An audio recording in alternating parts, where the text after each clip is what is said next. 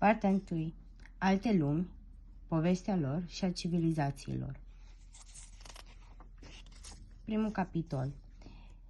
Helen, femeia născută în spatele zidurilor de gheață. Ora 9:15 dimineața, atât marca ceasul în camera tristă și sufocantă de culoare gri. Ochii mei abia s-au deschis și cu greutate încercau să-mi ofere informații unde mă aflam de fapt. Trebuie să recunosc că în fiecare zi devine tot mai greu să mă adaptez în această lume. Creierul meu îi ia minute în șir să realizeze faptul că mă aflu din nou pe tărâmurile după zid, unde strămoșii mei au existat cu mult timp în urmă. Am găsit un ziar la ușă pe care scria luni 22. Așa monitorizează ei zilele aici.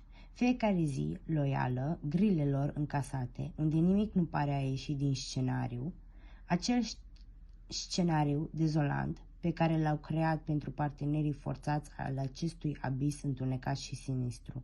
O umanitate ce pare să sângereze zi de zi, fără a realiza faptul că se depărtează de crudul adevăr, pe care l-au lăsat de izbeliște acum mult timp, iar acum a devenit totul ceva ce se simte static. Asta nu se poate numi viață, mi-am spus mie ca de fiecare dată când vizitez meleagurile unde s-au născut tatăl meu, bunicii mei și strămoșii mei. Strămoșii mei care și-au abandonat viața ca să poată vedea o umanitate liberă și am găsit asta. Inima mea se simte îndurerată când îmi imaginez oasele fraților mei, care cu siguranță încă sunt îngropați aici, pe aceste meleaguri, frații mei care au luptat și au murit ca totul să se schimbe. Curios mod de a trăi, mă gândeam eu în timp ce aprindeam și stingeam o lampă mică lângă un pat vechi, aici. Cu siguranță e un mod ciudat de creație a falsei necesități pentru obiecte. Această umanitate pare să plătească pentru păcatul trecutului de a încerca să fie liberă. Înțeleg asta, dar totuși este un mod necinstit și necruțător pentru noi, cei care venim de pe cealaltă parte, partea liberă din spatele zidurilor de gheață. Plătește pentru un loc unde ei s-au născut. Această frază se tot învârtea în capul meu.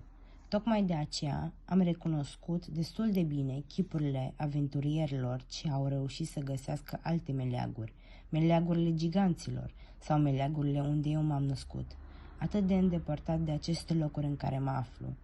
Dar un preț destul de mare a trebuit să fie plătit. Tocmai de aceea mă aflu aici. De aceea tatăl meu a murit, lăsând moștenirea. Noi nu uităm niciodată noua umanitate ce s-a născut pe aceste meleaguri austere, de libertate și adevărată istorie. Poate este un moment bun să încep să deschid aceste ziduri ale fricii, cum îmi place să le numesc, ce ne terifiază din trecut, unde un război a fost pierdut, dar libertatea a fost câștigată, iar decesele în masă nu au fost în zadar sau uitate, așa cum custodienii ar fi dorit. Custodienii au îngropat o bună parte din istoria umanității și au manipulat-o. Și mai rău, multe minți au spălat pe creier, astfel încât acum aceștia încă o cultivă pe meleagurile unde locuiesc. Această lume este una foarte dificilă și greu de supraviețuit. Pe deasupra se adaugă și nivelurile ridicate de toxicitate în aer, apă sau în hrană. Și sunt multe pericole ce fac aceste meleaguri să fie neprietenoase, de unde mult doresc să scape și puțin doresc să revină. Dar aceste meleaguri sunt adânc săpate în inima mea, iar când pășesc prin aceste meleaguri, inima mea se reconectează cu trecutul meu, cu tatăl meu drag, William Morris, ce a jurat să protejeze și să salveze aceasta. Tatăl meu drag, William Morris, ce a jurat să protejeze și să salveze această nouă umanitate din mâinile custodienilor. Pe deasupra, războaiele multiple ce au avut loc pe parcursul anilor și încă se mai poartă sunt de-a dreptul oribile.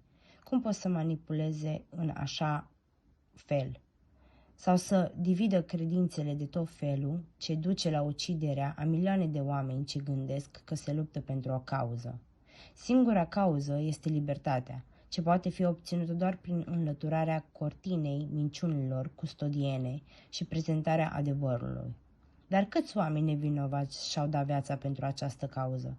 Cine nu vrea să știe adevărata istoria trecutului nostru?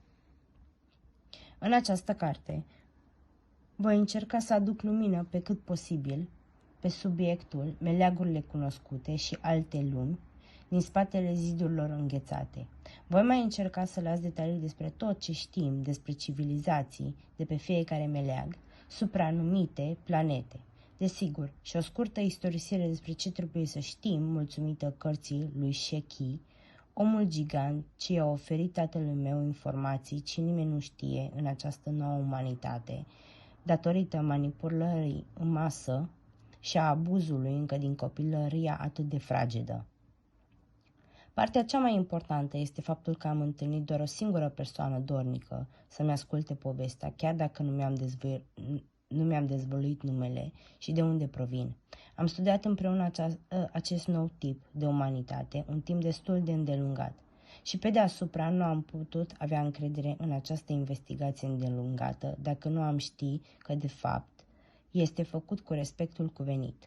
Mai mult, necesită o oarecare perseverență. Noi nu suntem aici ca să speriem lumea, nici să prevestim cataclisme, dar suntem conștienți și înțelegem situația din ultimii ani, care este, de altfel, în creștere și destul de delicată. Înțelegem că acest proces poate fi accelerat și suntem conștienți de cauzele și efectele.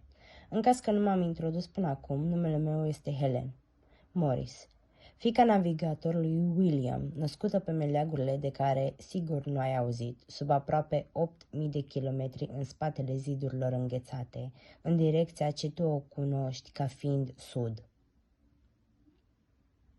Înainte să te duc pe drumul cărții Terra Infinita și istoria acestea, trebuie să înțelegi că multe propoziții nu au să fie liniare, ca și fir narrativ sau cu stilul pe care l-ai învățat în general.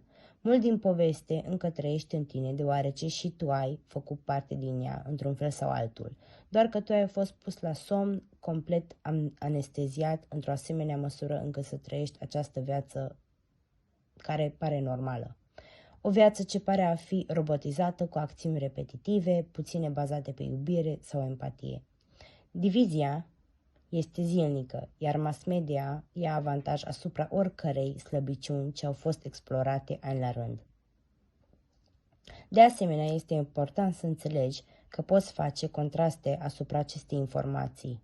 Nu ar trebui să crezi nimic despre noi, dar ar trebui să pui totul sub semnul întrebării.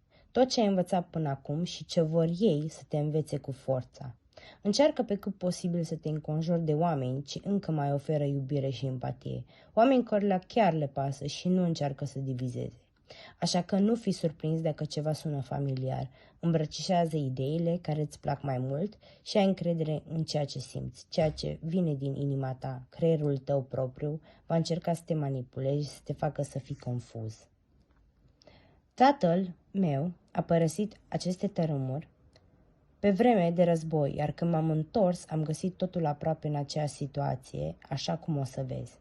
Securitatea care pândește pe vreme de război este aceeași ca și securitatea din vremuri de pace. Cu alte cuvinte, nu există o securitate din orice țară sau guvern sau partid politic sau orice lider. Sunteți doar voi, oamenii împotriva celor care trag sforurile din întuneric. Azi numiți custodienii sau rasa parazitară, așa cum îmi place să-i numesc, ei sunt aici de la începuturile umanității și chiar dacă ne place sau nu, ei au control asupra acestor meleaguri în zilele noastre.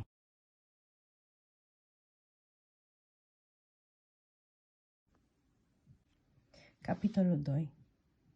Marele Dom. Înainte de a trece prin fiecare planetă, este necesar să clarificăm ce înseamnă Marele Dom. Aceasta se referă la ceva ce încapsulează toate lumile cunoscute. Mai mult, se speculează că s-au făcut niște experimente pentru a putea trece dintr-o lume în alta, însă nu a fost posibil. Aceasta este teroarea câtorva civilizații colonizate ce nu au un somn liniștit. Un alt nume ce insuflă teroare și frică este meleagul celestic, un meleag misterios ce are o relație strânsă cu umanitatea. În acest dom uriaș sunt prezente 178 de lumi, care, la rândul lor, pot avea unul sau mai multe domuri ce îl înglobează, atât cu clima, cât și cu civilizația diferită. Pătrunderea în aceste domuri nu este o sarcină ușoară. Cu trecerea timpului, tehnica s-a perfecționat, iar acum tehnologia a avansat, doar că aceasta a fost exclusivă doar pentru rasele coloniste. Domurile sunt aproape imposibil de pătruns prin aer sau pământ, iar cel mai ușor mod este pe apă. Când vorbim despre cele 178 de meleaguri, nu ne referim neapărat la pământuri independente care există între lumi. Acestea sunt niște meleaguri care au existat și au fost folosite de foarte multe rase sau specii când au dorit să iasă afară. Mai mult se spune că aceste tărâmuri există ca să se evite lungile distanțe care conectează pământurile între ele. Frecvent este de crezut faptul că lumile au fost create ca să fie investigate de către noi toți, într-un fel sau altul, ca să ne eliberăm și să căutăm libertatea, ca să descoperim noi rase și să fim capabili ca într-o zi să găsim ce se află în meleagurile celestice și, în același timp, ce se află în spatele marelui dom.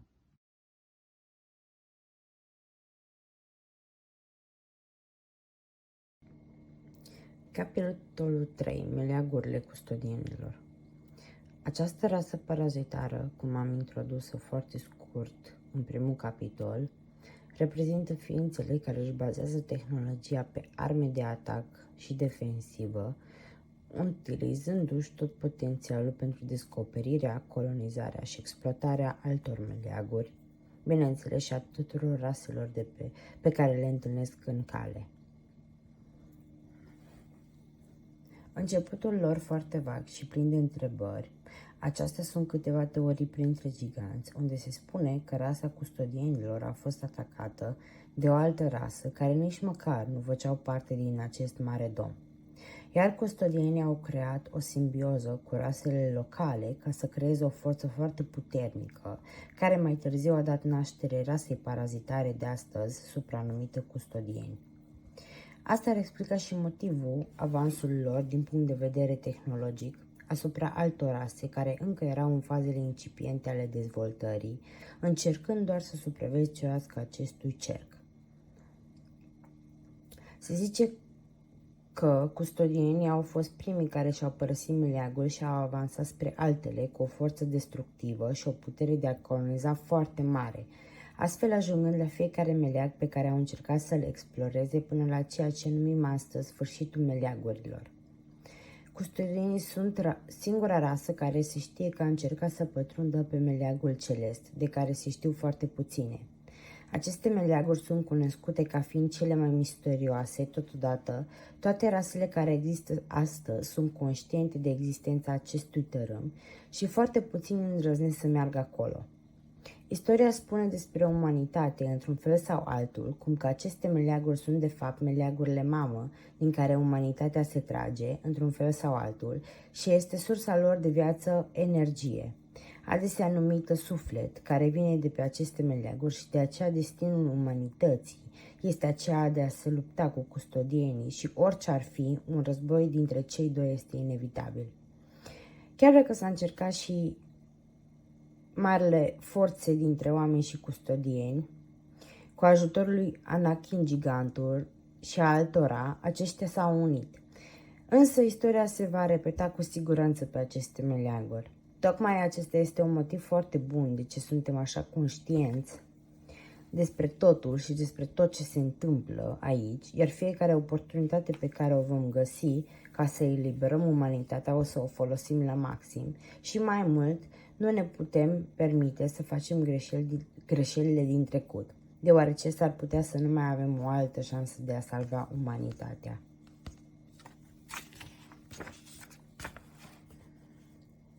După fiecare resetare, securitatea devine tot mai puternică, iar normele standard pentru umanitate de a trăi devin din ce în ce mai puțin libere.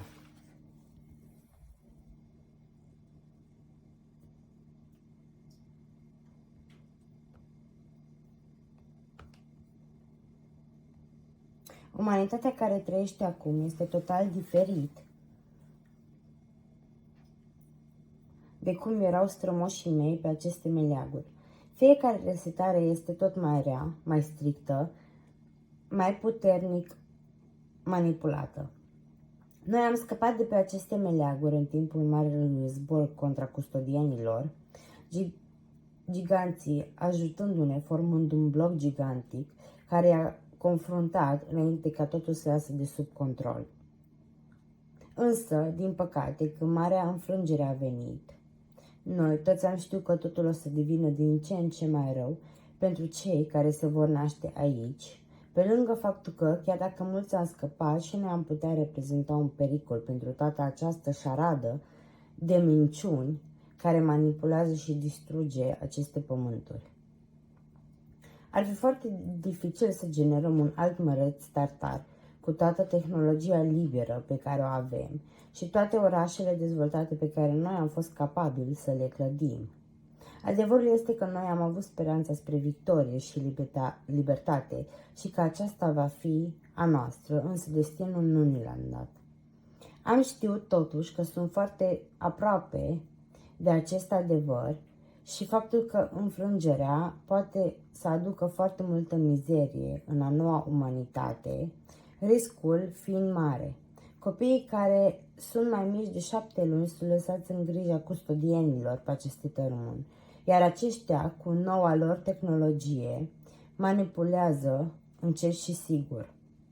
Acest nou început este brusc și foarte variat în părți pe continentele cunoscute, așa că tot timpul va fi acea parte a lumii care niciodată nu o să aibă părinți, niciodată nu o să aibă bunici și va fi mereu uitată. Odată ce numărul dorit de ei este atins, vor începe să manipuleze umanitatea, să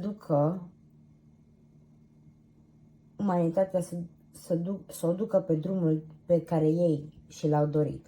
Rămășițele vieții trecute vor fi amestecate și măsluite, ca și cum ar fi ale lor, chiar dacă oamenii la acel timp nu pot reproduce sau nu au uneltele necesare ca să le producă acest lucru. Atât timp cât totul poate fi demonstrat de către mari lideri sau mass media, sau oamenii de știință sau istoricii, cărturarii, celebritățile de tot felul, au să inventeze în funcție de cum vor să se dezvolte lucrurile în interiorul rasei. Această tehnologie va fi livrată în cantități mici până când se ajunge la nivelul dorit și prestabilit de către toți liderii. Custodienii sunt foarte aroganți, ei detestă umanitatea și pentru ei oamenii sunt niște ființe foarte oribile, care miros urât și nu au dreptul de a avea libertate. Iar liderii custodienilor sunt foarte ostili și mereu au fost ostili cu rasa noastră. Tocmai de aceea custodienii controlează oamenii și mai presus, ei nu lasă sub nicio formă ca ceva să scape de sub controlul lor. Ei fiind dispuși să mai dea încă un reset doar ca să știe că nicicum nu vom putea scăpa. Liderii de multe ori au avut intenția de a elimina rasa umană, dar a fost foarte multă gâlceavă despre asta, în special pentru misiunile care ar trebui să fie duse, care în același timp ar aduce foarte multe discuții printre custodieni, plus că ar putea afecta relațiile dintre lideri care sunt oameni politici sau militari, care au venit ca să aibă contact direct cu ei și să fie recompensați spre a merge spre alte meleaguri, precum este de exemplu colonia existentă de pe meleagurile lui Marte.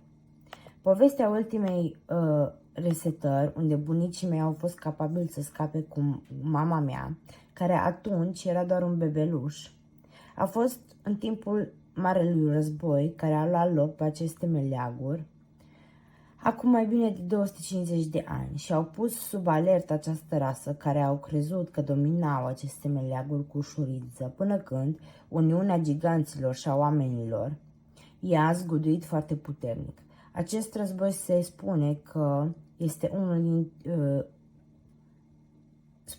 unul dintre cei mai importanți lideri ai custodienilor a murit de către mâinile gigantului uman și tot asta a cauzat o nouă renaștere a umanității pe aceste meleaguri, care a fost una strict controlată și manipulată. Este ceea ce vedem și în zilele noastre și o să continuăm să vedem și în viitorul apropiat dacă lucrurile nu se schimbă. Custodienii sunt carnivori și pot să mănânce orice tip de mâncare posibil, chiar și carne de om, dar vom reveni la această întrebare mai târziu.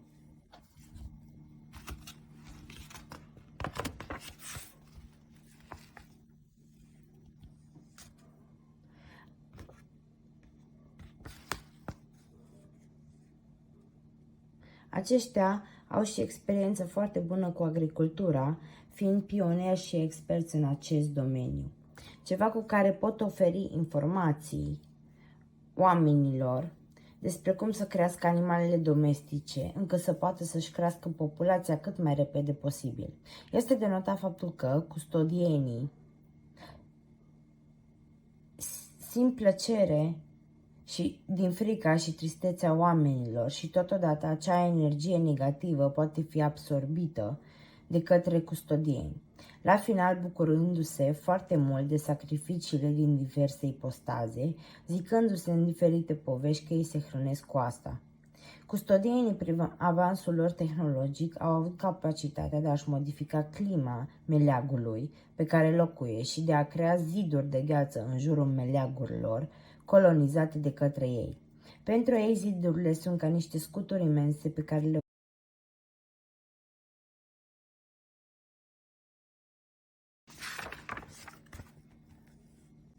Capitolul 4. Meleagurile lui Anunnaki sau rasei Anunnaki. Faimoșii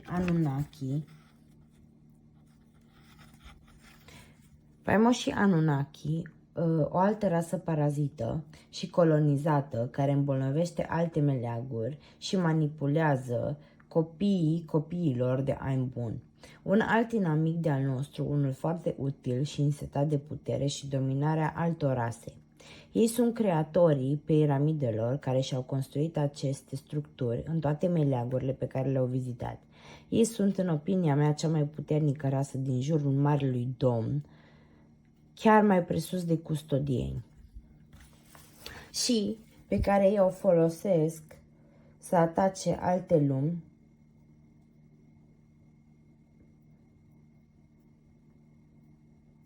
vorbim despre tehnologie care este foarte avansată, iar armele de distrugere și facilitățile pe care le au printre domuri sunt însă notorii față de Anunnaki. Și acest lucru îi caracterizează și îi face de neînfricat față de orice rasă. Capacitatea acestei rase de a utiliza portalele pentru transport a făcut ca acestea să fie cu un pas în fața tuturor. De fapt, se știe povestea cum că ei au reușit să fure custodienii când între acestea se afla un mare conflict. Pe parcursul oportunităților noastre pe care le-am avut, în meleagurile cunoscute, de a ne elibera. Anunnaki a fost aceea care a cauzat înfrângerea noastră în ultima pace dintre custodieni și Anunnaki. Această rasă este una foarte confuză în poveștile care sunt spuse în meleagurile cunoscute, într-un fel foarte simplu și des dezbătut. Dar noi am găsit câteva povești și cărți din pământurile cunoscute despre Anunnaki, ca fiind o rasă de tip reptiliană, dar realitatea este că ele sunt ființe foarte înalte, de statură undeva la 5 metri.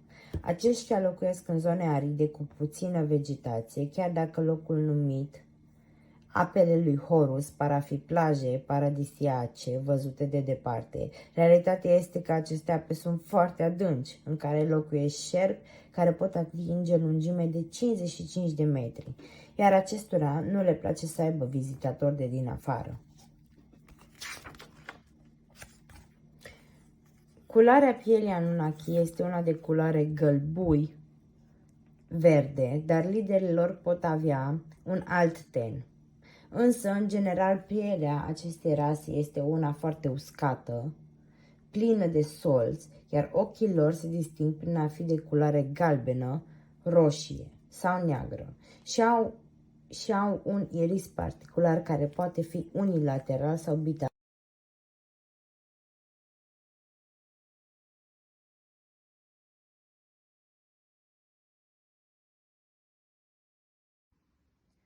Capitolul 5. Meleagurile lui Venus.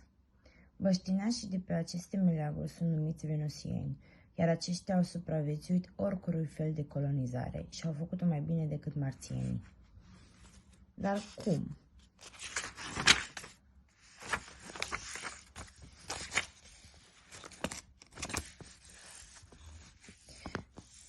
Nu se știe cu siguranță cum au avut aceștia capacitatea de a se adapta colonizării atât de brutale și atât de lungi când au apărut custudienii și au luat pământurile cunoscute.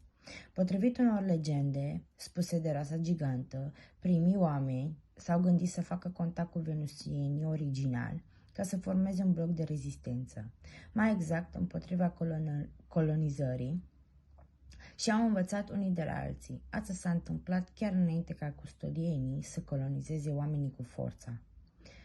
Sunt unele teorii care spun că primii oameni care au început să locuiască pe meleagurile lui Asgard, meleagurile Lemuria și Atlantida, au putut să scape înainte de primul atac custodian și s-a stabilit pe aceste meleaguri numite Venus. Venusienii sunt ființe care își bazează tehnologia exclusiv și pur pe spiritualitate și beneficiază de capacitatea lor de a ascende și a transcende intern, iar aceștia nu posedă arme de distrugere, de atac sau de defensivă. Iar pentru acest fapt, custodienii au văzut aceste meleaguri ca fiind ușor accesibile. Odată ce custodienii au pătruns pe meleagurile venusienilor, aceștia au crezut că totul va fi foarte simplu și ușor de cucerit. Însă, custodienii au fost foarte surprinși când au pus prima dată piciorul pe meleagurile din Venus. Când o mare furtună s-a bătut asupra lor, iar ei nu au luat în calcul timpul sau clima de acolo, cu cât zilele treceau, observau că acea furtună nu se oprea, iar în același timp nu au văzut niciun picior de om. Dar, datorită tehnologiei avansate, custodienii și-au dat seama cum că venusienii locuiau sub pământ, în buncărele tehnologizate, necunoscute de ei, în timp ce furtuna de la suprafață devasta tot. Acest lucru a creat mare demoralizare printre soldații custodieni, iar aceștia nu au văzut la un moment dat niciun scop de a mai sta aici și să moară, ceea ce a făcut totul foarte complicat pentru liderii lor. Mulți au văzut acest fapt ca pe un eșec și că ar fi momentul să se întoarcă altădată, doar că încăpățânarea acestora a făcut ca aceștia să nu renunțe. Și mulți custodieni au murit pe Venus, chiar și un lider foarte important, se spune, cum că a murit tot acolo. Cererea planetei Venus de către custodieni a fost un eșec total. De fapt, aceștia nu au luptat contra venusienilor, pentru că aceștia nu posedau arme, iar dacă aceștia ar fi avut cu siguranță, ar fi distrus sub orice formă atacul custodienilor. Tehnologia avansată pe care venusienii o posedă nu a fost una dezvoltată peste noapte. Au fost necesari ani și ani de progres, iar buncările lor au avut de toate. Aceștia au creat rețele subterane pe niveluri stratificate pe care custodienii au încercat să le blocheze, chiar să le distrugă cu explozibili și rachete, însă cu fiecare încercare foarte mulți custodieni au murit, deoarece aceste zone unde se aflau buncărele au fost pline de explozibili și alte tipuri de tehnologii care mișunau pe aproape.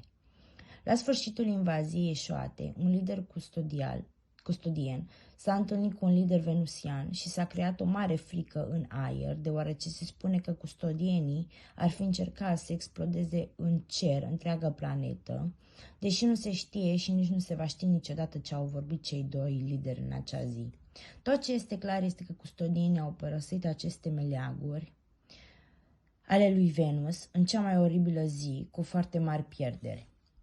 Știm aceste povești pentru că însuși venusienii ne-au spus când ne-am întâlnit cu aceștia.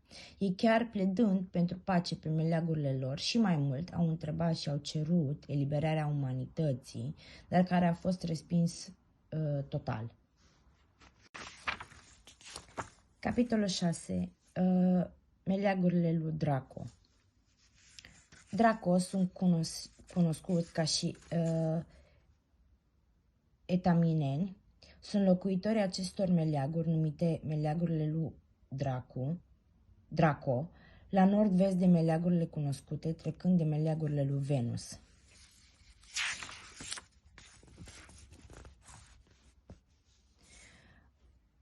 Aceste ființe care odată au vizitat meleagurile noastre sunt cunoscute pentru capacitatea lor tehnologică foarte avansată și armele lor de atac și defensivă foarte puternice și mai mult un progres foarte mare în ceea ce privește fizica. Unii dintre ei comunică în special telepatic, folosind această tehnică ca să subjuge alte colonii inamice sau chiar să colonizeze însuși alte meleaguri. Locuitorii de pe Draco, mai exact etaminienii, au câștigat o uniune cu custodienii, oferindu-le ofrande, dar la început nu a fost chiar așa, iar custodienii le-au atacat pământurile atunci când locuitorii de pe Draco nu au fost avansați din punct de vedere tehnologic. Meleagurile de pe Draco nu prea au insule, dar conțin 2 continente pe care se găsește vegetație foarte deasă, cu plante exotice, cele mai exotice din pământ, cunoscut din marele dom existent. Zidurile lor de gheață gigantice nu au fost niciodată un impediment pentru aceea este ușor să se traverseze spre alte domuri și să cucerească alte meleaguri. Aceștia au început meleagurile din afara domurilor, precum musturile lui Osiris, dar când aceștia și-au mutat tehnologia pe insulele lui Anubis, foarte multe ființe au rămas în acest paradis insular, dar în schimb și-au folosit mare parte din timp pentru a dezvolta arme militare. Vă întrebați oare ce s-a întâmplat cu antica bătălie dintre etaminieni și custodieni. Custodienii au câștigat la început deoarece etaminienii nu au atins progresul pe care îl au azi. N-a fost ușor și nici nu s-au dat bătuți din moment ce ei își cunosc pământurile și sunt experți în a face tuneluri largi. Custodienii au fost nevoiți să folosească tehnologia avansată ca să atingă victoria pe acele pământuri și să își lase semnul pe pereții de gheață care înconjurau domul în mediul înconjurător al cercului. Pământurile rasei Draco au fost, de asemenea, vizitate de alte rase, cum ar fi Anunnaki și alți inhibitori ai pământurilor din împrejurim, cum ar fi pământul recunoscut ca fiind gri, care populează pământurile Orion. Legăturile cu aceste ființe duc la conviețuirea ambelor rase în fraternitate, atât rasa Draco cât și rasa Orion. Vârsta la care aceste ființe pot ajunge e aproximativ de 192 de ani în comparație cu anii de pe cunoscutul pământ, în timp ce custodienii le-au infectat atmosfera și aerul pe care îl respiră în momentul atacului lor. Până în prezent nu au existat boli și nici nu se poartă vreun mare război.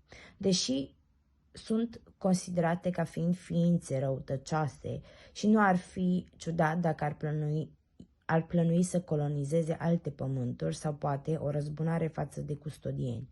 Dar acestea sunt simple speculații. Un mare potop care încă îi deconectează pe locuitorii săi a fost generat la început. Un zid ciudat îi înconjoară coastele. Este o tehnologie pe care o realizează. Se spune că este folosit ca radar și că ar putea ataca orice inamic care ar vrea să traverseze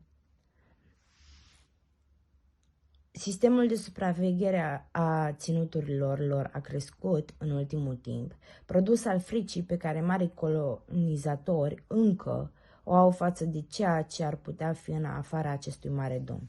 Este posibil ca custodienii și Anunnaki să fie foarte interesați de acest tip de zid pentru a înlocui zidurile de gheață pe care ei le creează.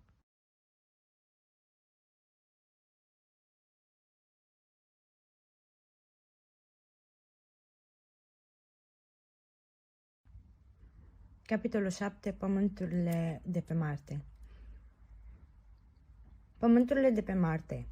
Oare cine locuiește sau a colonizat aceste pământuri care se află în spatele zidurilor de gheață și zidurilor muntoase? Aici zace o lume imensă, intersectându-se cu cel de-al doilea dom și traversând alte pământuri pe care puțini oameni le-au văzut vreodată. Marte are o poveste. Pământurile de pe pământurile cunoscute de când, pe acele pământuri multiple evenimente sunt în relație cu oamenii și încă au loc și azi. Acest imens pământ, numit și Planeta Roșie, adăpostea o viață complexă în interiorul domului lui. Această civilizație de factură marțiană a fost, se pare că aproape în întregime anihilată de colonizatori. Deci, de ce nu a fost o parte din ea lăsată să se poată dezvolta mai apoi? Sau era vreun fel de manipulare realizată chiar de către colonizatorii însuși? Aparent, această rasă era fermă în propriile convingeri bazate pe moralitate și etică, preferând să moară și să-și conducă propria rasă spre extincție, decât să implore pentru libertate, în schimbul unor condiții pe care colonizarea ar fi impus-o. Anunnaki, la sfârșitul realizării misiunii, au realizat că niciun marțian nu a fost lăsat în viață, chiar și cei care au rămas ultimii în viață s-au sinucis și aceștia au rămas surprinși din moment ce nu se așteptau ca aceasta să se întâmple. De fapt, a fost prima lor colonizare și au învățat mai târziu să fie mai precauți. Rasa marțiană pură a fost cunoscută în studiile lor, fiind o rasă avansată din punct de vedere tehnologic, care prioritiza dezvoltarea spirituală și asistența socială a propriei comunități. Ei aveau pregătire militară și tehnologică, dar defensiva lor a fost aproape nulă. Custodienii, în scurt timp, au luat pământurile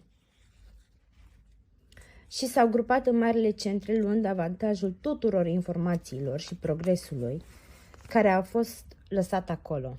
În zilele noastre, pământurile de pe Marte sunt simple pământuri experimentale, unde diverse rase coexistă și generează războaie între ei și găsesc diferite motive necesare unui conflict etern. Liderii acestor pământuri sunt atât Anunnaki cât și custodienii. Se află o comunitate de oameni, în marea majoritate a cazurilor, făcută din oameni care aparțin unor grupuri mai mici și și-au câștigat trecerea doar prin munca lor grea în a trăda propria lor rasă pe pământurile lor. Cel mai cunoscut membru, cine ar putea trăi în colonia umană din ultimii oameni rămași, mă refer la ultima resetare, ar fi bine cunoscutul exploratorul, admiral Richard Byrd. Cine știa cum să fie pe cealaltă parte pentru o lungă perioadă și să facă confesiuni sincere înainte să renunțe de tot la sine? Unele dintre poveștile pe care le avem azi și sunt scrise pe de o parte să păstreze adevărul departe de Terra Infinita și civilizațiile care locuiesc de după barierele de gheață și domurile care le separă. Pe pământurile Marte există de asemenea și gri, renumiți, și niște mici colonii draconiene și de asemenea etaminieni. Între acești gri, colonia umană, există o rivalitate de la începutul transportării custodianilor către oamenii de acolo. Custodienii și Anunnaki monitorizează totul foarte bine și nu le scapă vreun detaliu. Ce a început clonarea pământurilor astăzi, posibil ca acest transfer să se datoreze diferenței temporale care există în acest spațiu. Acolo timpul, ca și pe alte pământuri, sau între diferite pământuri, e diferit de cel de pe Marte. Din acest motiv, trecerea către Marte de către oameni este mereu binevenită, în ciuda pericolului implicat din moment ce aceasta reprezintă un bilet de călătorie către o viață lungă, de aproape 500 de ani în comparație cu anii umani. Sunt și alte rase care aproape în întregime au fost mutate de custodieni în cucerirea lor frenetică de 178 de luni. Multe rase originare din diferite sectoare s-au mutat acolo. Pământurile de pe Marte sunt considerate ca și într-o grădină zoologică, unde diferite comportamente, confruntări și conflicte sunt studiate. Un fel de fermă uriașă unde are loc o monitorizare exhaustivă și de analiză a rasei. Capitolul 8. Pământurile de pe Neptun. Nereida, Triton și Poseidon, numele pământurilor care lucesc în atmosfera întunecată de pe tărâmurile lui Neptun. Neptunienii au avut de suferit încă de la începutul nașterii lor, nu din cauza că nu au avut capacitatea să se adapteze la mediul lor și să supraviețuiască climatului, unde vegetația nu este abundentă, dar din cauza furtunilor de nisip și aridității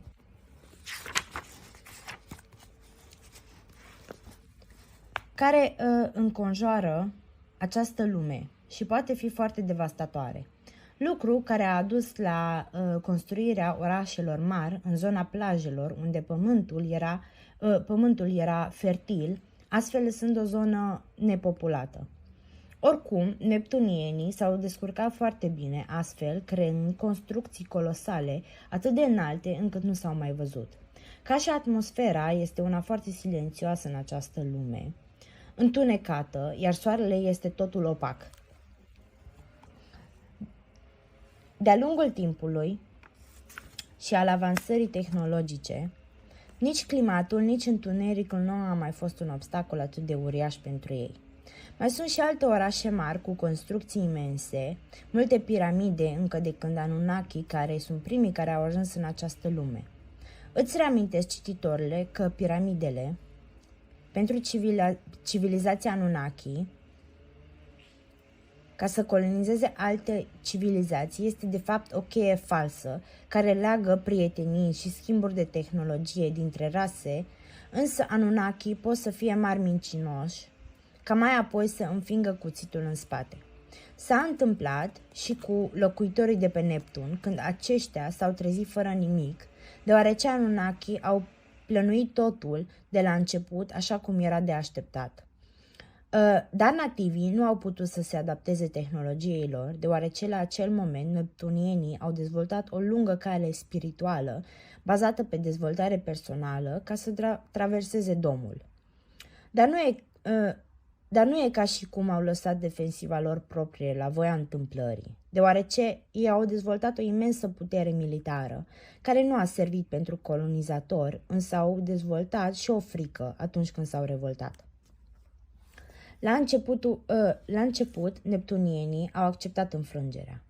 Doar că au început alte rebeliuni și după aceea mortalitățile au început să fie de ambele părți crescute, iar totul a scăpat de sub control în centrele acestor pământuri. Triton a devenit epicentrul haosului, iar civilizația Anunnaki este în continuare un inamic.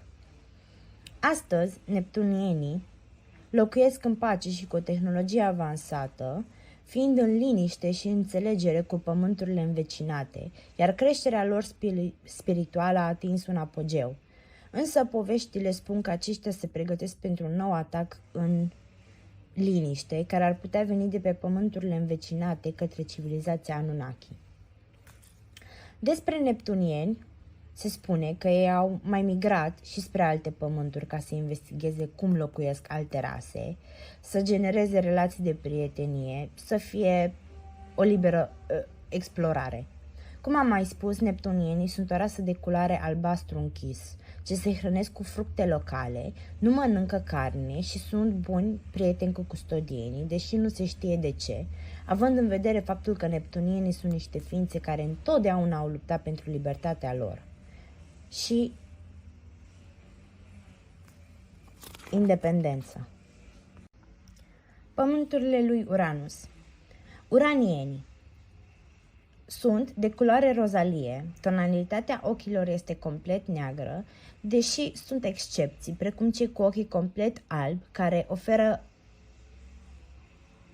apariția că au dificultăți vizuale, însă în realitate vederea lor este hiperdezvoltată. Ei fiind capabili să vadă la distanțe mari și să aibă avantajul acesta ca fiind o oportunitate să exploreze alte pământuri. Ei au atins capacitățile de dezvoltare tehnologică avansată, însă nu sunt ființe avansate din punct de vedere spiritual. Ei au ierni lungi, din acest motiv temperatura devine foarte scăzută aproape în tot decursul anului, aici referindu-ne la numerotarea anilor în acel loc. 42 de ani în pământurile cunoscute pot fi de aproximativ 1 an și jumătate diferență în comparație cu cei de la început. Ei sunt ființe cu o durată de viață îndelungată, deși în zilele de acum se află sub dominanța custodienilor, clima lor fiind total modificată, la fel ca și cercul lor de viață. Durata lor de viață a fost scurtată, deoarece ei au început să sufere de boli ciudate datorită alterației și manipulării corpilor lor în laborator. Custodienii au pătruns în lumea lor când uranienii au fost la o vârstă fragedă în procesul dezvoltării.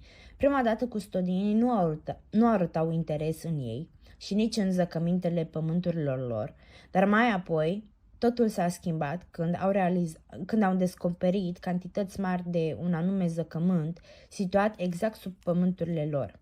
Există excavații uriașe, de exemplu cratere cum ar veni, pe suprafața pământurilor lor, acestea arătând de parcă au fost năpustite de mâini titanice.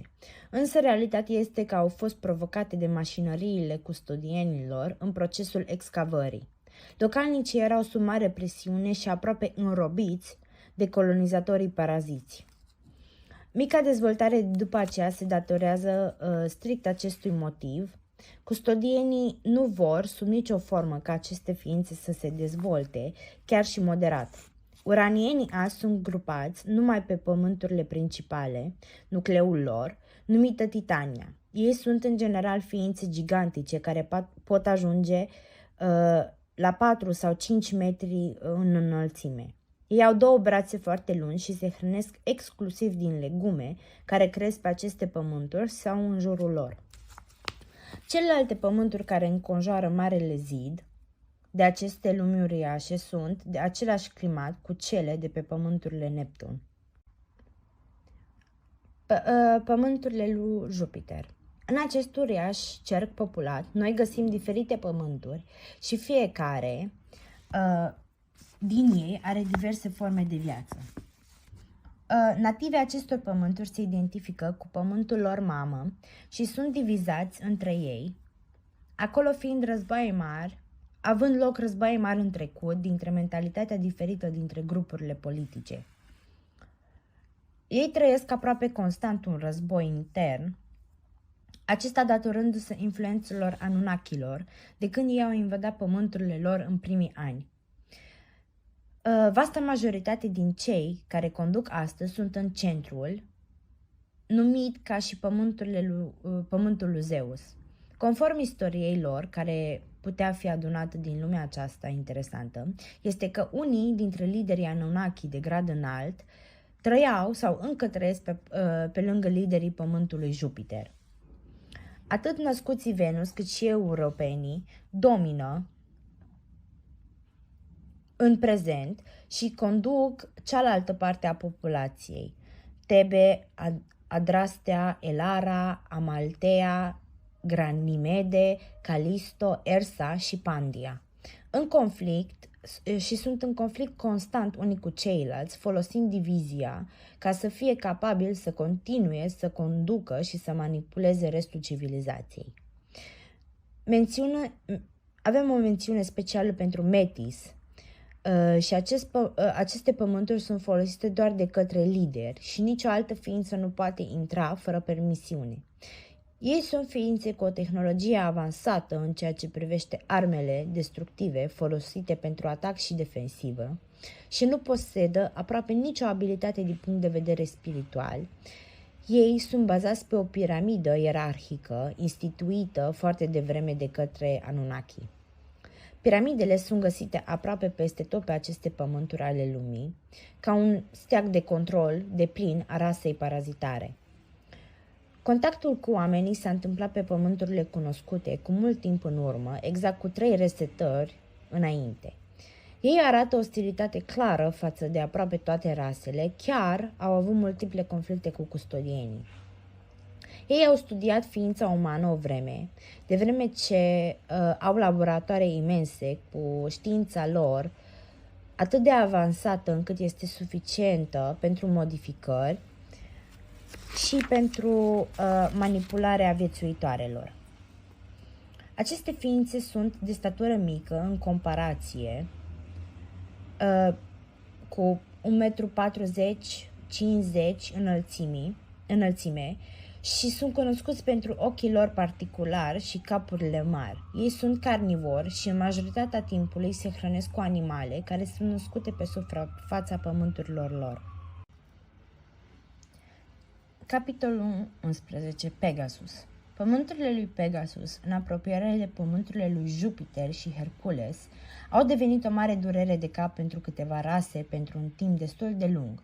Creaturile care au fost născute acolo au fost identificate prin aripile lor, pe care le-au creat bazându-și tehnologia pe explorare, nu așa mult pe armament, pe care l-ar putea folosi pentru atac și apărare, și mult mai puțin pentru colonizarea altor pământuri. Acest lucru a fost împotriva lor când s-au întâlnit cu custodienii, când aceștia le-au vizitat pământul. Dar cu siguranță, surpriza lor a fost mai mare când au aflat că aceste ființe se mișcau prin aer fără dificultate, datorită aripilor lor metalice ce bat înainte și înapoi, aproape dansând pe cerul acestei lumi minunate. Anexarea acestor pământuri s-a făcut fără prea mare efort, iar lantienii, așa cum au fost ei denumiți datorită marilor lor pământuri centrale, au ajuns la un acord cu custodienii și care s-a încheiat cu rănirea lor intensă. Au pierdut mult din bogățiile lor minerale de pe pământurile lor și și-au împărțit avansul lor tehnologic, ceea ce a ajutat mai departe pe custodieni să avanseze în dezvoltare ca să penetreze pământurile celeste. Lantienii au realizat prea târziu adevăratele planuri ale colonizatorilor lor, iar câteva revolte s-au generat și s-au încheiat în masacrarea celor înaripați. Câțiva spun că această rasă a încetat să existe și că există alte versiuni pe care le-au văzut pe alte planete, dar ele sunt confundate cu creaturile numite îngeri de pe planeta cu aceeași nume, din moment ce sunt și apropiați de pământul lui Jupiter și au aripi lungi și albe. Lantinienii de obicei își poartă părul lung, cu mare avans în alchimie și știință. Aceștia nu sunt de obicei ostili față de alte rase, dar și-au dus propria rasă la un punct critic de dispariție când s-au luptat împotriva opresorilor lor. Capitolul 12. Aldebaran. Pe Aldebaran locuiesc taurinos sau taurines, iar aceștia au o relație mare cu ceea ce știi tu despre poveștile din trecut, precum Minotaurul, acel monstru cu cap de taur și corp de om. Taurines sunt o reflecție fidelă a acelei reprezentări, dar dacă săpăm mai adânc, am putea găsi o relație directă între Taurinos și ființele umane în resetările trecute. Câteva povești ale giganților au confirmat faptul că Taurinos s-au hrănit cu carne de om. Dar în timpuri mai recente, Taurines au demonstrat că sunt ființe benevole ce au fost capabile să încheie conducerea custodială acum mult timp în urmă. Din moment ce ei nu sunt bine priviți de către rasele ce domină înăuntrul acestui mare dom, de când aceștia au salvat câteva rase și specii ce erau pe cale de dispariție, chiar și rasele care nu au fost capabile să se dezvolte la maxim datorită atacurilor paraziților deja menționați. Materialul lor genetic a fost modificat de câteva ori, dar nu au fost capabili să le modifice sentimentul de empatie și iubire față de viață sau pentru alte planete.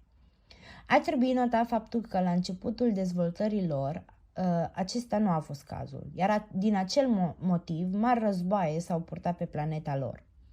Sunt ființe carnivore, iar în timpurile noastre aceștia pot fi găsiți împrăștiați pe câteva alte planete. Sunt de asemenea ființe ce au fost dedicate încă de la început dezvoltării spirituale, cu toate că au cunoștințe vaste în nave de explorare și armament. Au avut contact direct cu câțiva Taurians, deoarece au locuit cu giganții Anakim pentru mult timp și și-au împărtășit tehnologia și înțelepciunea cu noi și ne-au ajutat foarte mult să supraviețuim după Marele Război. Este foarte cunoscut faptul că atât giganții, Taurians, Titans și câteva alte ființe sunt reprezentate în poveștile spuse pe planetele lor ca fiind ființe malefice ce se hrănesc cu durerea lor, suferință sau chiar carnea lor. Cu toate că acestea din urmă în trecutul îndepărtat ar putea fi adevărat. De aceea reprezentările cu figurile lor impozante sunt adesea respinse în noua umanitate. Ele sunt ființe ce pot măsura până la 4 metri jumate în înălțime și se diferențiază de restul datorită coarnelor lor lungi ce sunt adesea tăiate scurt. Aldebaran are animale și planete, dar Taurians nu doresc să locuiască în acea zonă datorită unui trecut violent unde mult sânge a fost vărsat. Un mare război intern între ființele celor două pământuri a dus la extincția totală a locuitorilor. Din acest motiv și din respect în memoria tuturor care și-au pierdut viața acolo, s-a decis să nu se folosească. Capitolul 13. Pământurile lui Saturn. Saturnienii sunt ființe înalte de statură, unii dintre ei ajungând până la 14 metri în înălțime. Fizicul lor dezvoltat, alături de statutul lor impozitant, îi fac ființe foarte puternice. Din acest motiv și datorită dezvoltării lor tehnologice, aceștia nu au fost niciodată cuceriți de rase parazitare. Aceste pământuri, chiar dacă sunt gigantice și atrag atenția datorită inelelor lor mari, nu au fost vizitați decât relativ recent, când Anunnaki i-au vizitat pentru prima dată. Aceștia au ajuns rapid la un comun acord pentru că aceștia au văzut aceste pământuri și pe nativi ca fiind foarte greu și dificil de colonizat. Anunnaki au venit după momente grele, cu multe războaie pe câteva planete, mai ales pe planetele cunoscute, iar aceștia nu își doreau, sau mai degrabă nu ar fi putut, câștiga un alt mare război. Ei știau că nu aveau șanse mari contra saturnienilor, de aceea au preferat să aibă o relație de prietenie cu liderii. Partea amuzantă este că aceștia au încercat să găsească liderii, au realizat faptul că nu funcționa așa acolo. Piramida ierarhică cu care erau ei obișnuiți nu exista acolo. Acolo nu erau lideri sau cineva care să le reprezinte rasa. Ei pur și simplu făceau totul ca un întreg. Forța lor psihică unită în luarea deciziilor ce satisfac pe toată lumea și aduc un beneficiu întregii rase. Acești titani sunt cu adevărat uniți. Navele lor de exploatare pe care le dețineau au fost extrem de avansate pentru timpul lor și se spune cum că ei i-au învățat pe Anunnaki o grămadă despre Marele Domn, pentru că au fost capabili să-l viziteze în câteva ocazii. Ei au refuzat categoric să ajute în penetrarea pământurilor cerestre, deoarece le considerau sacre ca și multe alte rase. Aceste ființe sunt frugivore, mănâncă doar fructe. Au de obicei o culoare albăstruie pe aproape tot corpul și tonuri de alb pe abdomen. Acești titani au vizitat pământurile cunoscute în câteva ocazii, în timpul diferitelor resetări, purtând mii de povești ce azi sunt amestecate cu mitologie de către manipularea custodială. Câteva au devenit nemuritoare pe planetele cunoscute și pot fi găsite pe pietre foarte largi, munți sau copaci, după cum au suferit din pricina tehnologiei custodiene acum mult timp. Alături de Anakim, aceste ființe sunt înfricoșătoare pentru custodieni și Anunnaki, deoarece le consideră un real pericol pentru planurile lor de a cuceri pământurile celeste. Capitolul 14. Pământurile lui Orion. Aceste pământuri sunt dominate de ființe cunoscute sub numele de Grace, adică cei cenușii, în general de mică statură, între 1,30 m sau 1,40 m înălțime. Sunt ființe cu un psihic și dezvoltare științifică mare. Laboratoarele lor sunt extrem de avansate și fără îndoială cele mai bune ce pot fi găsite în interiorul acestui mare dom. Aceștia au experimentat cu multe rase, au în posesia lor cunoștințe despre fiecare din ele existente aici, iar custodienii au folosit în câteva ocazii în obsesia lor de a încerca să penetreze pământurile celeste. Dar, cum tot ce s-a încercat a fost un eșec, multe dintre aceste ființe au fost ocupate analizând ființa umană în profunzime, efectuând răpiri și alte teste genetice. Sunt ființe lipsite de empatie și sunt în general ostili față de oameni, doar în puține ocazii arătând compasiune. Dar abundă cazurile de răpiți care au avut experiențe foarte proaste. Aceștia au răpit și au făcut experimente pe ființe umane de foarte mult timp. De fapt, în timpul înainte de ultima resetare și alte resetări de asemenea. Ei deja au experimentat cu noi. Interesant este faptul că ei au încercat să facă asta în timpul Marelui Tartarii avansat, unde energia liberă a fost controlată și o tehnologie foarte superioară pentru acel timp. Navele celor gri au fost distruse aproape cu miile zi de zi. Am putea să-i numim frați cu ființele de pe Zera Reticuli, din moment ce rasele lor s-au amestecat, iar astăzi coexistă împreună. În timpul de dinainte de Marele Război, aceste ființe dețineau controlul pământurilor cunoscute pentru o scurtă perioadă de timp. Astfel că liderii custodienilor și Anunnaki au avut probleme majore pe alte planete. A fost privit ca un avantaj de către giganți și oameni să se dezvolte cel mai mult în istorie. Cei grei au fost înfrânți fără a fi capabili să facă ceva decât să plece în căutarea custodienilor. Aceste ființe au fost expulzate de către giganți de pe pământurile cunoscute, iar pentru asta nu o să-i ierte niciodată. Cu toate că mai târziu au fost întâlniri cu liderii giganților, este bine cunoscut faptul că aceștia îi detestă, iar sentimentul este mutual. Cel mai mare lider al celor gri a murit pe pământurile cunoscute, ceea ce a generat la ura pe care o au pentru umanitate să crească și mai mult.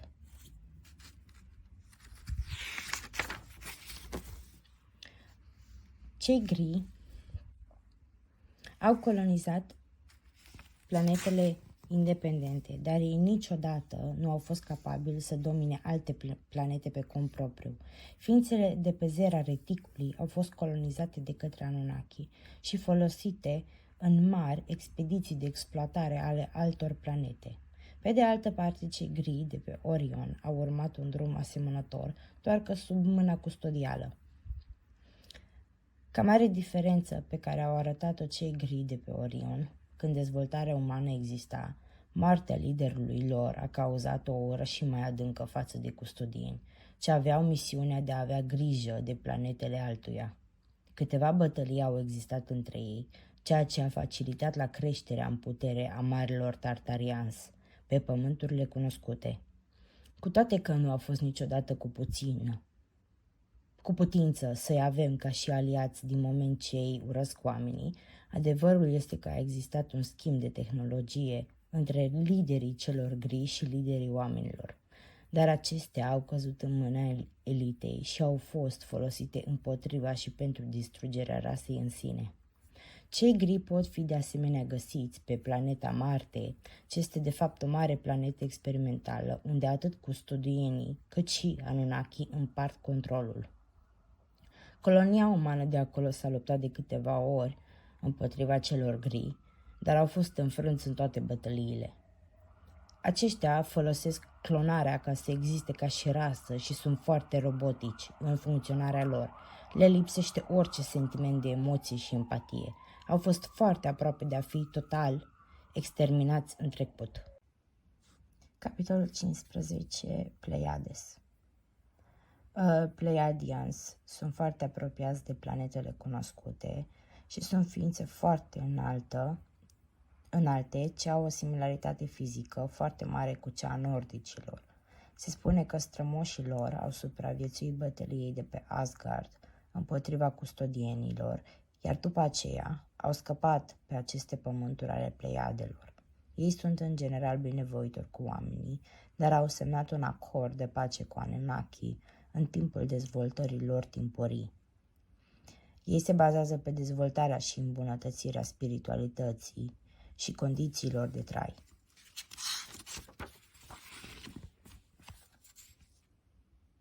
Ei se bazează pe planeta lor, se spune că a fost manipulată de către Anunnaki încă de la începuturi. Din acest motiv, ei suferă dezastre naturale din timp în timp, încercând să-și îmbunătățească situația curentă, chiar dacă planeta lor pare să se distrugă într-un pas accelerat.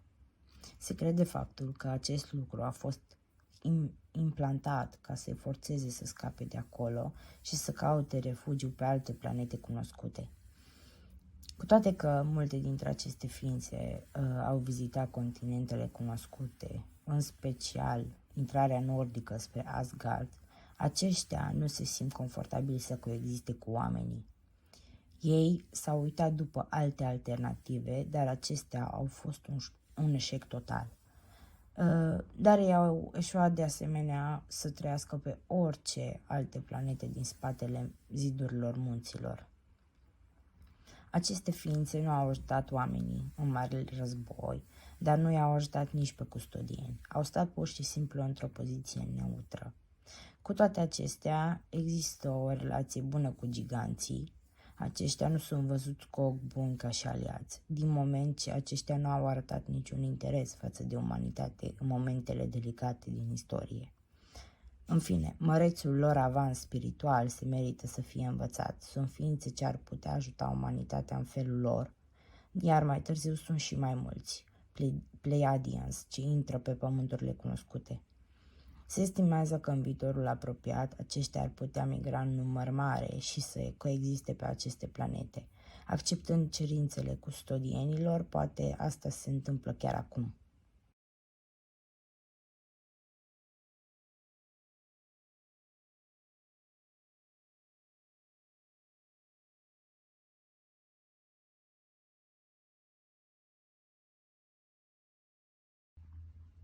Capitolul 16. Pământurile clonelor. Această planetă este de-a dreptul ciudată și a fost creată în totalitate experimental, primul Marte-Pământ, cu toate că nu a fost folosită pentru mult timp, până când aceștia au transferat ideea la Marte-Pământuri.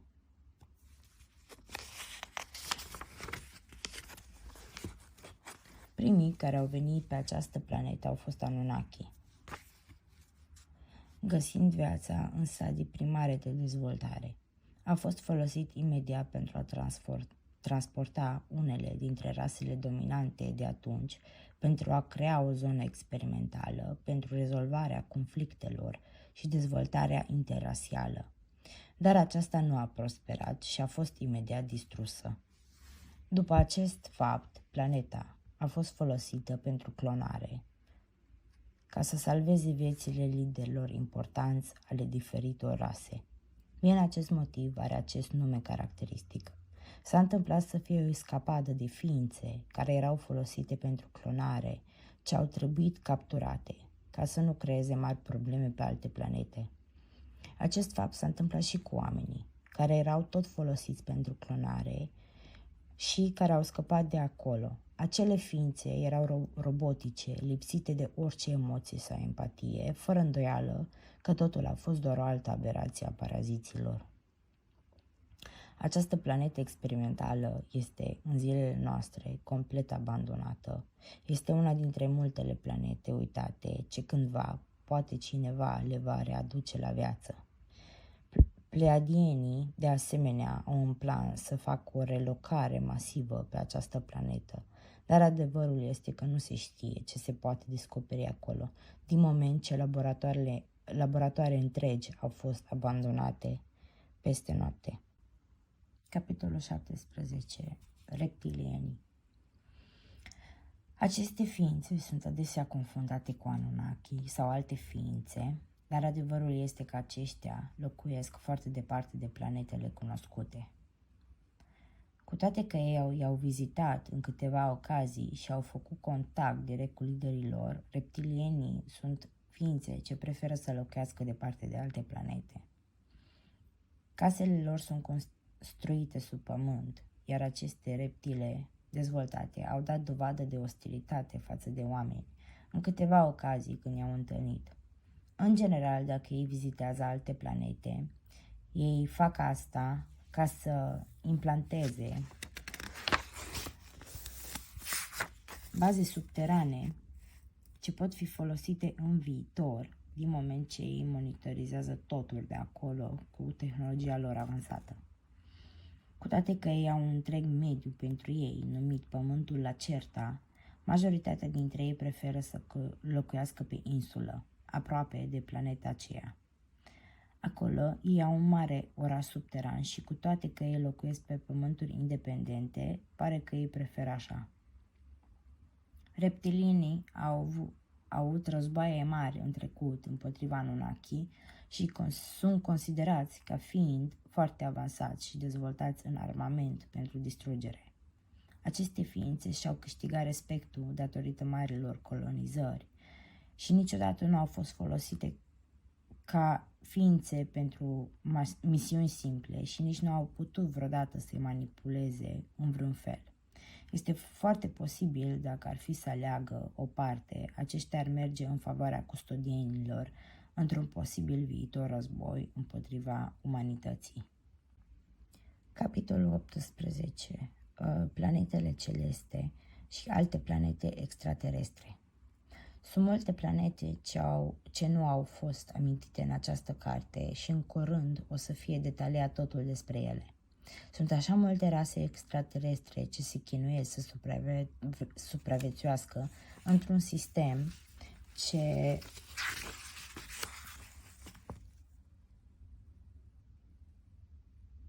pare să lase soarta fiecăruia în mâna norocului, cei ce supraviețuiesc sau cei ce mor. Ar trebui de asemenea nota faptul că sunt multe altele, cu toate că la o scară mai mică, unde pacea și dezvoltarea domină, poate pentru că rasele parazitare nu au văzut sau nu au putut să găsească ceva interesant, probabil că ei îi monitorizează de la distanță sau doar simplu dezvoltarea lor a fost sumară când au avut loc vizitele și au trecut neobservate. Alte planete, după cum am văzut, nici nu au avut timpul necesar să se dezvolte complet, când paraziții au intrat pe planeta lor și le-au golit-o împreună cu visele lor. Pe lângă mânjirea istoriei lor cu sânge, le-au manipulat și schimbat viitorul pentru totdeauna. Ființa umană a fost distrusă și încă nu putea să schimbe destinul pentru care a fost creată.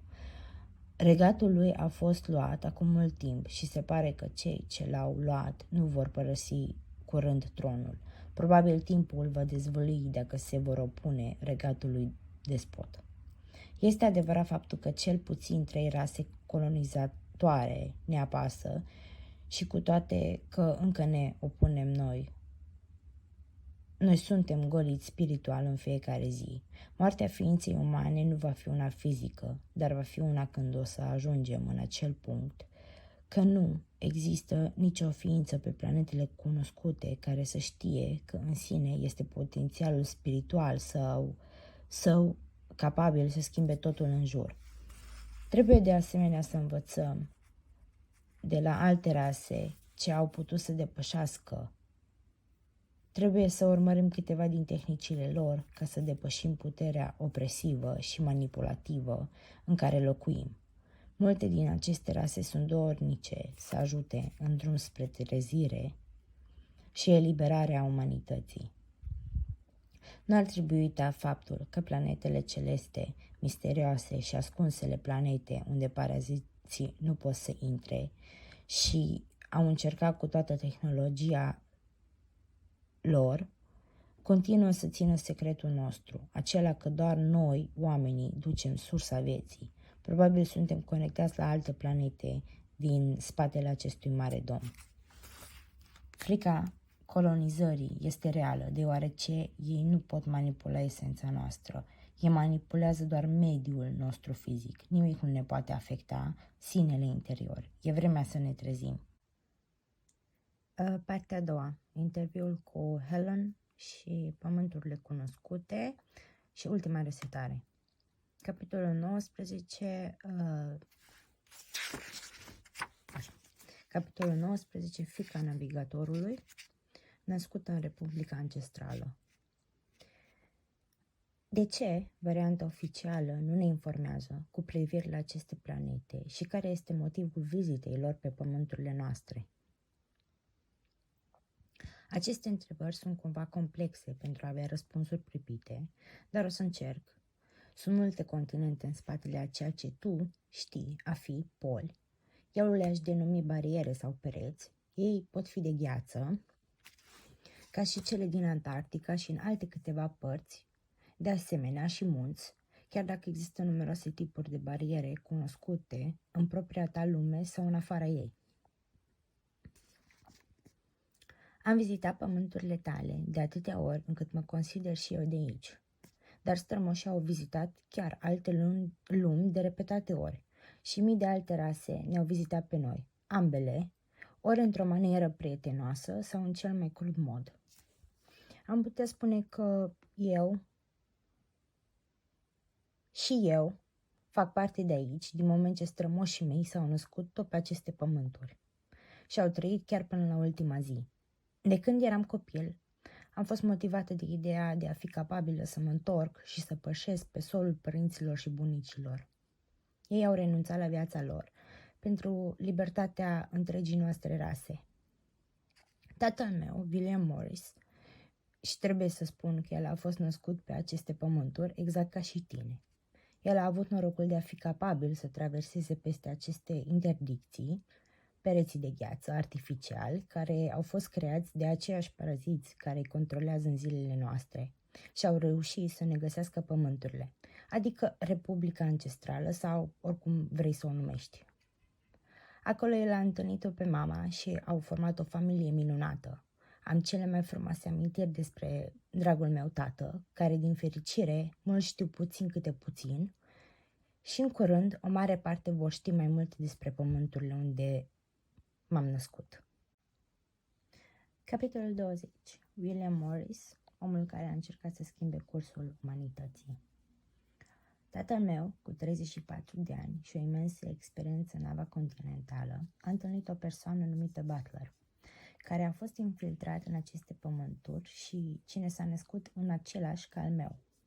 Pentru motive care nu pot fi spuse, dar o echipă formată de numeroși membri experimentați în război și, peste toate, experiența lor în navigare maritimă, și în ciuda miilor complicații și amenințări au primit, ei au fost capabili totuși să intre în zona polară și să traverseze pereții și apoi să găsească pământurile noastre. A fost mai ușor pentru tatăl meu din moment ce el, evident, a fost ghidat de un capitan experimentat care știa bine calea. Nu a fost totul de nicăieri, cum a apărut prima dată în povestea primei cărți, navigatorul care a traversat pereții de gheață. Realitatea este că Butler a fost un expert în navigări, din moment ce el a condus Consiliul Naval pe pământul meu. El a vizitat aceste pământuri de mai multe ori decât își imaginează lumea. El este unul dintre cei care au făcut și contribuit cel mai mult ca să ne permită nouă să ne infiltrăm aici și să punem în acțiune planul pe care el și tatăl meu l-au pus la punct. Cum am zis înainte, ei au luptat împreună cu mulți dintre noi, cei care am continuat să luptăm pentru aceste pământuri, pe care le ținem în mâinile noastre și care este în aceeași măsură pământurile oricărui om, chiar dacă eu nu mă simt împăcată aici, pentru motive evidente, despre rasa condamnată care este la putere și manipulează dezvoltarea ei naturală, aceste pământuri ar trebui să aparțină ființelor umane. Aici mă refer la adevărata rasă umană, nu acel domn fals care doar dă din cap la ceea ce este impus de mai de sus. Aceasta trebuie să fie a noastră, pentru că așa au fost dat de către pământurile celeste, la Hiperborea. Omul nu ar trebui să caute să evadeze de aici, dar să se supună colonizatorului și să-l expulseze. Înțeleg că ce exprim eu este cu siguranță foarte complex de efectuat astăzi, de aceea un plan alternativ a fost căutat, care este aceea de a scoate umanitatea de aici înainte de următoarea resetare. Capitolul 21. Pământurile apropiate. Pământurile noastre au un nume diferit față de orice era numit în povești și cu siguranță multe pământuri de peste graniță. De asemenea, chiar dacă multe au păstrat spiritul marilor povești și bătălii, care poate nu s-au întâmplat niciodată, eu nu o să anihilez visul lui sau să îl confund cu nume. În afară de asta, eu prefer ca pământurile mele să rămână acum cu numele pe care unii îl știu ca Republica Ancestrală. Este perfect în momentul în care reprezintă ce suntem, iar supraviețuitorii strămoșilor umani înainte de ultima resetare.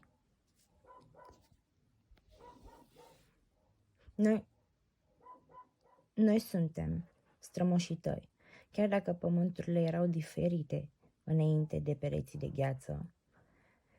Părinții noștri și bunicii s-au născut, au luptat și unii au murit aici. Nu îți poți imagina cum multe povești sunt spuse pe pământurile mele despre eroii care au devenit aici. Și eroii s-au născut pe pământurile mele care au făcut fapte mărețe în aceste regiuni. Dar totuși, cum se face că vorbește engleza? Care este limba pe care o folosiți pe pământurile voastre? De exemplu, pe pământurile mele, o limbă diferită e vorbită, nativă, în special în orașul principal. Dar noi vorbim mai multe limbi ale pământurilor voastre. Părinții noștri au scăpat de aceste pământuri să înceapă din nou pe pământurile de din afară. Aceștia au scăpat de toate colțurile lumii pe care o știi. Apoi pe alte pământuri, comunități de oameni au fost create. Dar la început, când acesta s-a întâmplat, fiecare comunitate a fost divizată cu precizie de cultura lor. Ei au început să-și creeze propria lor limbă și cultură, ca să genereze legături și că acolo nu există diviziune între oameni ancestrali.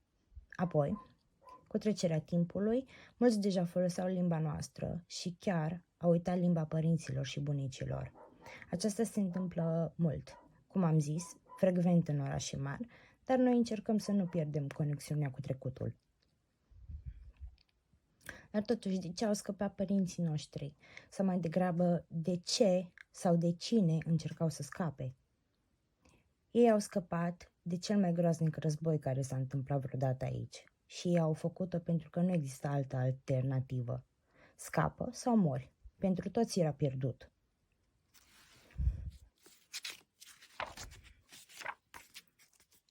Scuze că devin emoționată când vorbesc despre acest subiect, însă străbunicul meu a murit în acea bătălie, ca și multe alte milioane de oameni au făcut la rândul lor.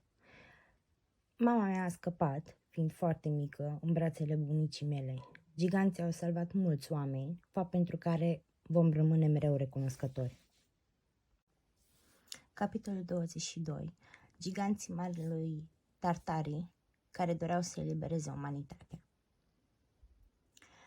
Rasa gigantă s-a alăturat omenirii în resetarea anterioară. Ei au venit din afară să ne elibereze de opresia custodiană, pentru că ei credeau că era momentul potrivit să ne unificăm și să așteptăm până la întoarcerea unor maestri custodieni.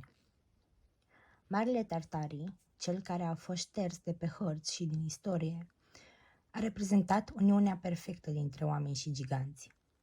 De aceea, trecutul giganților sau giganții oameni a fost ascuns pentru totdeauna sau pur și simplu din istorie. Și aceasta a fost manipulată cu balade pline de minciuni amestecate, cu mitologie și multe alte feluri. Ei au fost condamnați ca fiind inamicii lui Dumnezeu. Adevărul este simplu și tu îl vei vedea cu ochii tăi în viitor.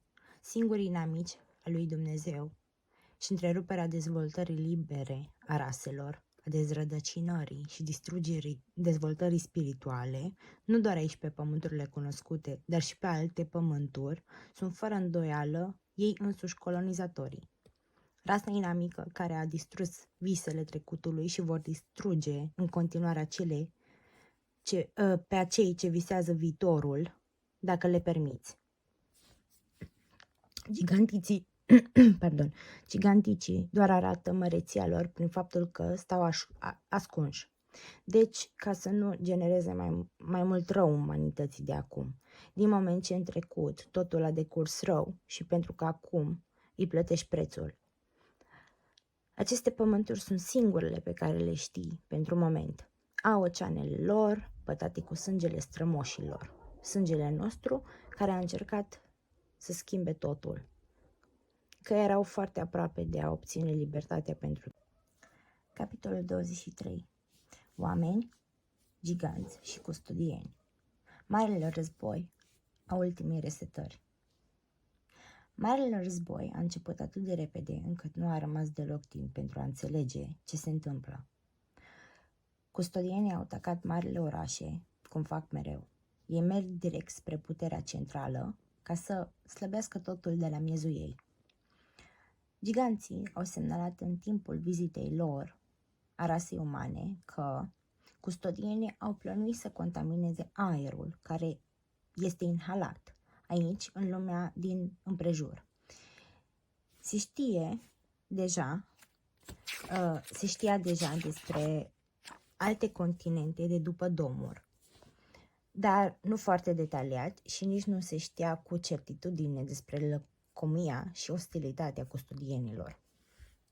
Toate aceste cunoștințe, care au fost asimilate cu timpul și cu ajutorul giganților, au fost în mare măsură conturate de informația pe care custodienii o aveau anterior marelui război. Altă rasă inferioară a fost sub controlul acestor pământuri și aceasta a fost folosită să dezvolte tot potențialul pe care îl putem atinge în cel mai scurt timp. Planurile au fost organizate incredibil. Totul a mers. Avantajul Marelui Tartarii nu s-a realizat peste noapte, dar nici nu a durat mult în aceste frumoase, însă teribile pământuri. Pereții nu existau pe atunci, continentele erau diferite, chiar dacă ele nu s-au schimbat mult.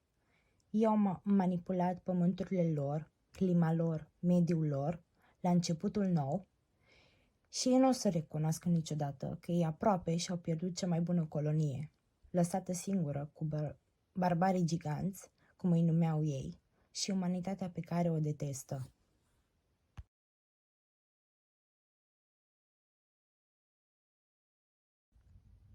Capitolul 24. Distrugerea orașelor mari, decăderea Imperiului. Marile orașe au fost invadate de un fum negru. Giganticii au cumpărat tehnologia și au învățat oamenii în Tartarii. Nivelul tehnologic care a fost folosit în momentul în care aceasta nu ajunsese în mâinile oamenilor a reprezentat un proces dificil, însă ei obțineau lucruri mărețe. Doar marele război a venit prin surprindere. Chiar dacă ei se așteptau, ei nu credeau că aceasta va veni atât de repede. Apoi a venit marele potop și diverse atacuri. Venise un moment când știam că totul e pierdut.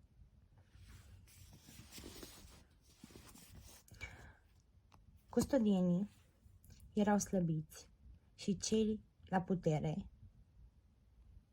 grei, care erau la cheii lor, nu puteau să facă față cu puterea lui Anakin, gigantul care ajuta rasa umană cu tehnologie. Există câteva rase din giganți și nu toți dintre ei ni s-au alăturat în război. De fapt, mulți dintre ei s-au separat mai târziu, pentru că ei nu au fost de acord să ajute, pentru că aceștia o vedeau ca pe o pierdere inevitabilă. În acel moment, speranța de a fi capabil de a învinge a fost latentă și care a umplut spiritul oricărui om care a trăit pe acest pământ. Sentimentul care generează ca într-un final să fie liber este de neprețuit și câteodată dimensiunea e ceea ce are loc să nu fie băgat la socoteală, că războiul a fost cel mai crud lucru ce a avut loc aici. Aceasta a adus cu sine, de asemenea, o mare răzbunare într-o resetare și un început nou, ceea ce este efectuat în acest moment. Sistemul care te asuprește acum și te transformă într-un robot cu minime funcționări biologice, înguliciunea spirituală, cu mintea ta este controlată, care nu se oprește nici măcar o clipă să-ți ofere mesaje ca să nu te poți bucura de moment. Toate acestea sunt produsul fricii custodiene, de a-și pierde cea mai bună colonie. Din nefericire, strămoșii poartă asta și de asemenea și giganții. Pentru aceasta și multe alte diverse motive, diverse planuri sunt portate să te elibereze și să termine odată și pentru totdeauna acest sistem macabru în care te situezi. Desigur, mulți vor întreba cum se face că noi putem să oferim toată această informație valoroasă și totodată periculoasă, dacă aceasta ajunge sub mâinile greșite. Răspunsul este că noi putem oferi acest tip de informație pentru că majoritatea pur și simplu nu vor crede. Și ce spunem acum va fi uitată de majoritatea până mâine. Este ca și când cineva are o experiență diferită.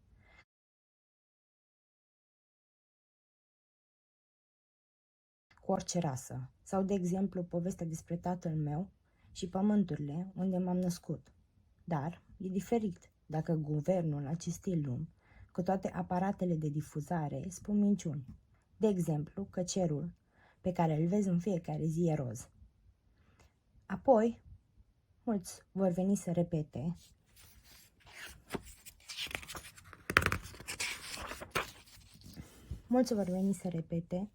aceasta și chiar să lupte până la moarte cu orice spune că cerul nu are acea culoare. Chiar mai mult, dacă oamenii de știință importanți care au absolvit universități distincte ar ieși și ar spune că oricine care dezbate aceasta, că cerul e roz, va fi etichetat ca fiind ignorant pentru totdeauna și posibil să-l afecteze toată viața. Apoi, tu deja ai două lucruri împotriva ta. Uriașa putere a marelui mass media, care este controlată și care intră în fiecare casă din întreaga lume și de asemenea, tu ai încredere în ghilimele a marilor oameni de știință, a celor mai bune universități, care îți vor da puterea necesară să scufunzi majoritatea într-o minciună, care, desigur, va fi luată ca și un adevăr absolut. În curând, nimeni nu va discuta despre acest subiect, din frica de a fi catalogat ca fiind ignorant. Unii nici măcar nu vor dori să se uite spre cer, de frica că creierul lor le spune că aceasta nici măcar nu are culoarea pe care o spun ei.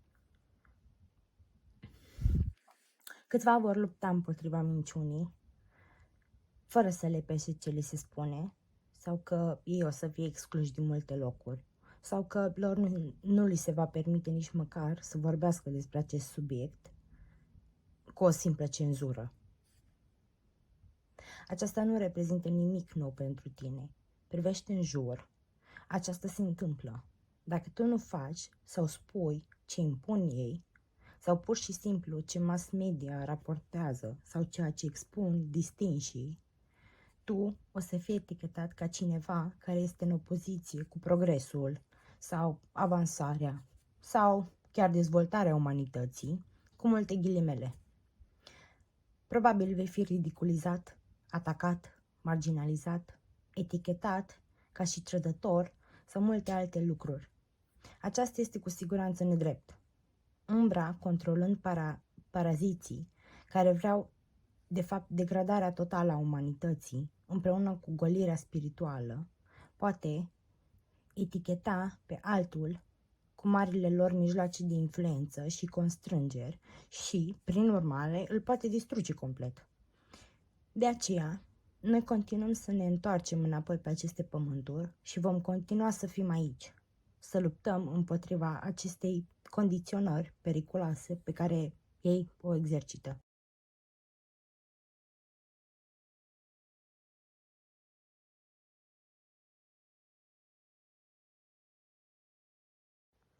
Capitolul 25. Ultima resetare a pământurilor cunoscute. Ultima resetare a fost cea mai crudă dintre toate, deoarece erau aproape de a pierde controlul.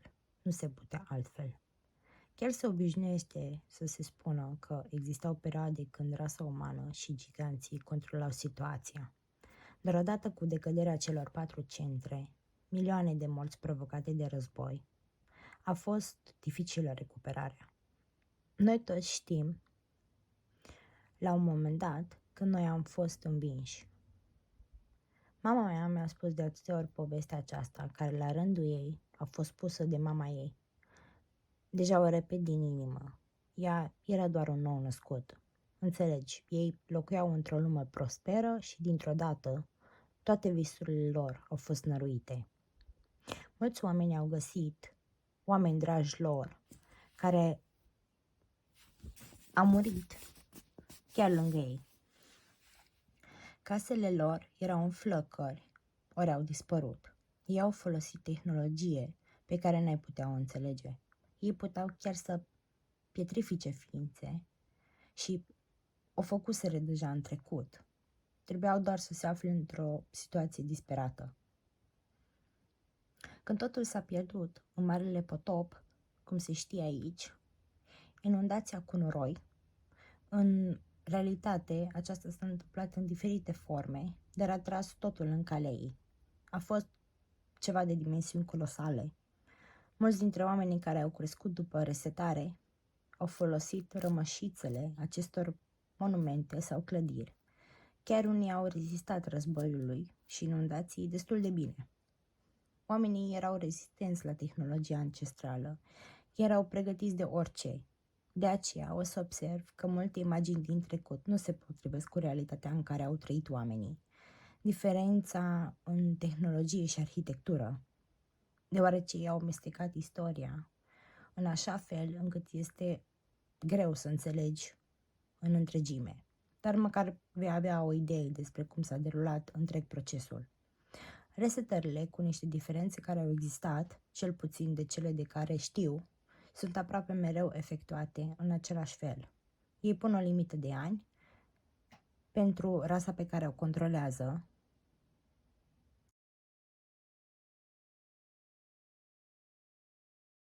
să dezvolte și să atingă doar un punct în cunoștințe și tehnologie.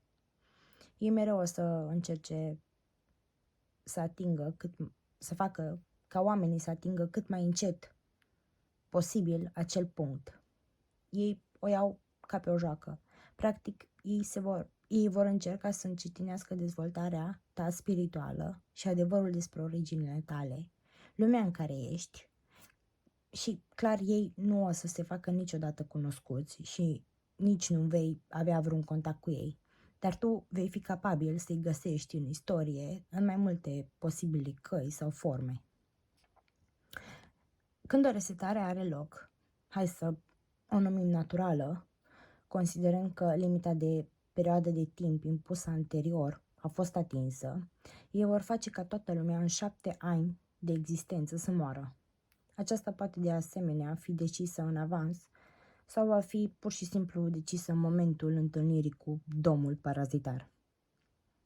Inundația pe care părinții mei, bunicii mei și toate generațiile le-au suferit era aceeași care s-ar întâmpla în cazul în care noi am atinge limita anilor de dezvoltare. Doar că ei au inițiat aceasta într-o manieră urgentă din cauza războiului care s-a dezlănțuit. Resetarea anterioară pe aceste pământuri nu a atins limita de timp pe care ei o stabiliseră pentru dezvoltarea noastră, dar nici noi nu suntem departe dacă noi luăm în considerare când giganții ne-au vizitat și ne s-au alăturat pe aceste pământuri. Ei au început să se educe despre pământuri și de viața de după această lume. Noi am început să învățăm prea multe lucruri pe care ei le considerau periculoase. Nu o să fac acest răspuns lung.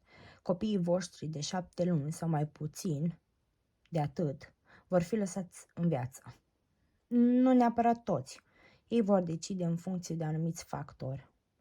Cei de peste acea vârstă vor fi uciși sau vor muri în catastrofe de diferite feluri.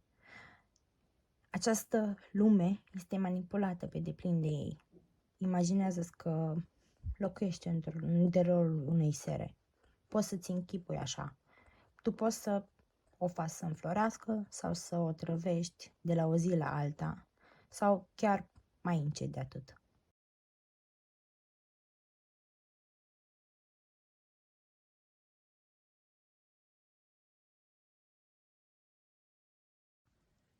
Capitolul 26. Continuarea călătoriei lui William Morris. Tatăl meu s-a reîntors pe aceste pământuri, pe pământurile unde el s-a născut. El a așteptat zi după zi și a planificat din nou și din nou cum s-ar putea întoarce să-i ajute pe cei pe care el considera că i-a lăsat în urmă. Frații lui, cum mi se adresa el. Știind acest mare și dureros adevăr care îl macină în fiecare zi, imaginează-ți că știi că frații tăi mor acolo, într-un adevărat iad de războaie, manipulare și ciumă, și că nimic nu puteai să faci de pe cealaltă parte, unde viața ta a fost de asemenea în pericol.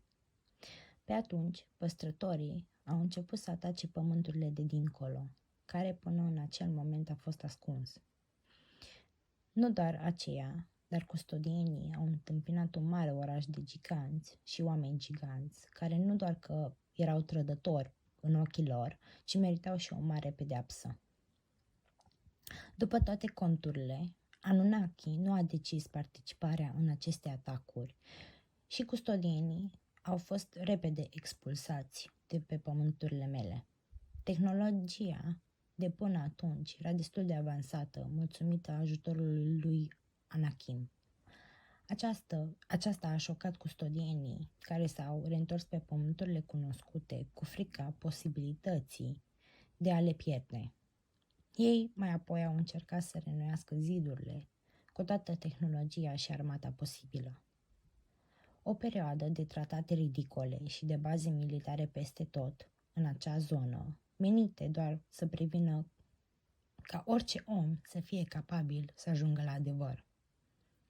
Acum a fost aceasta de ajuns ca să prevină navele noastre să treacă prin bazele lor?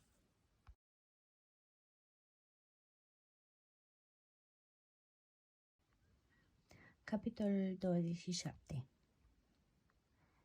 Infiltrații se dublează, deci și problemele. Când se așteptau mai puțin, custudienii aveau în cea mai prețioasă colonie a lor în jur de 14.000 de strămoși infiltrați. Această rețea pe care am creat-o a fost parte din planul lui Morris și Butler. Împreună cu lideri giganți și câteva rase care au participat de asemenea și încă participă în liniște pentru eliberare umană.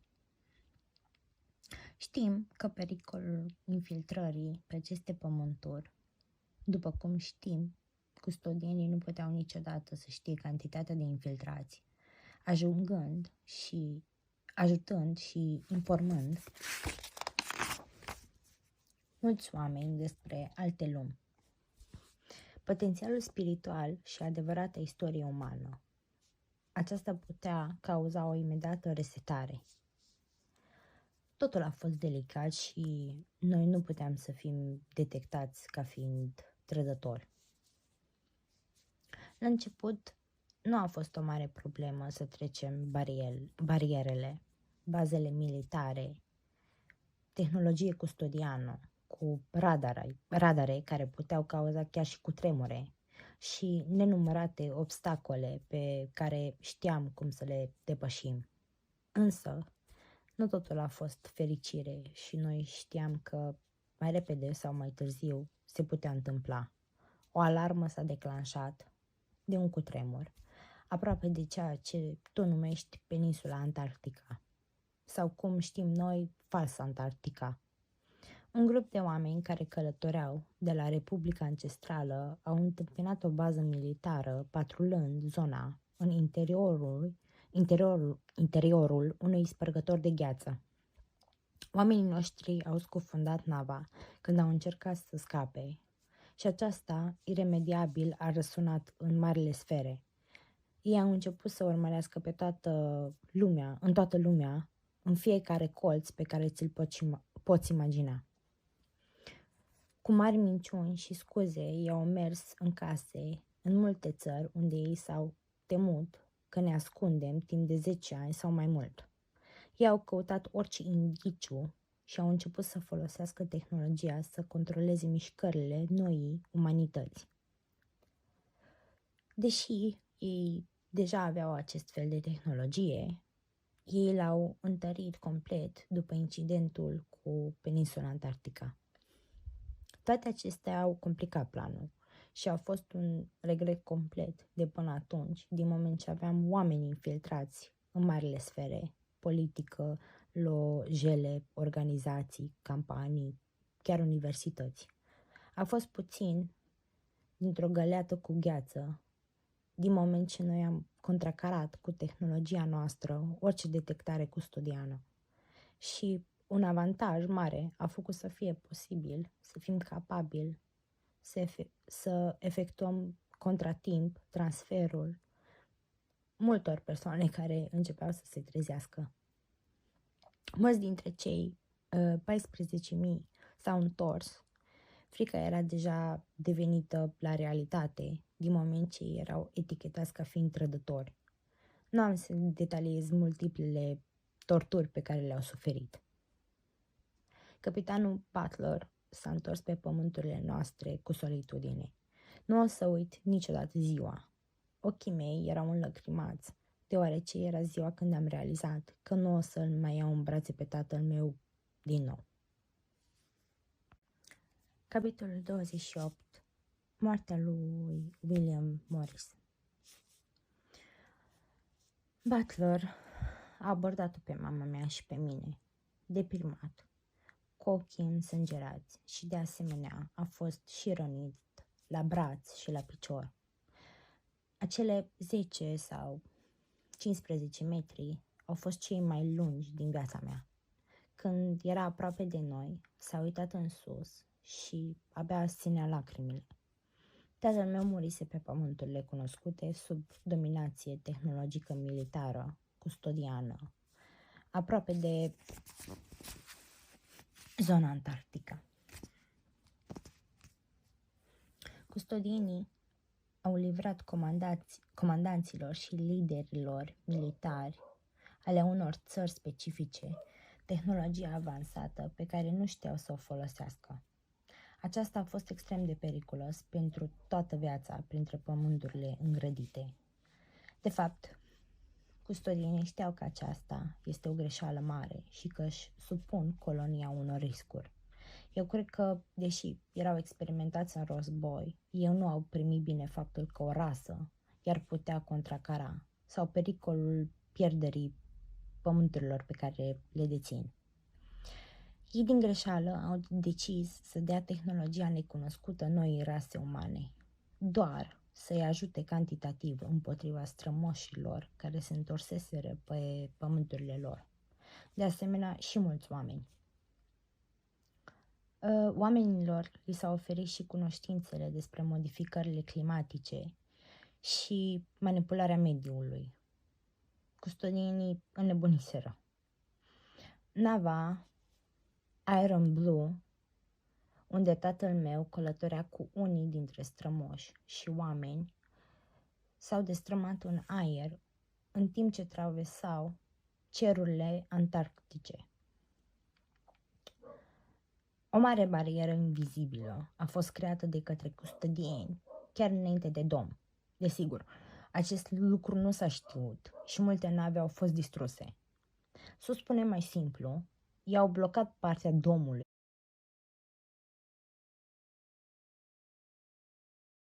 pe care noi am deschis-o cu aer. Butler se întorcea cu William într-o altă navă și mi-a povestit în detaliu despre moartea lui. Totuși, Butler reușind să supraviețuiască printr-un miracol.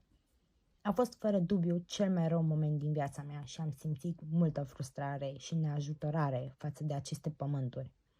În acel moment le-am pierdut urma custodienilor și a noii umanități. Ei doar gândindu-mă dacă am meritat să moară tatăl meu pentru o cauză ce părea pierdută încă de la început.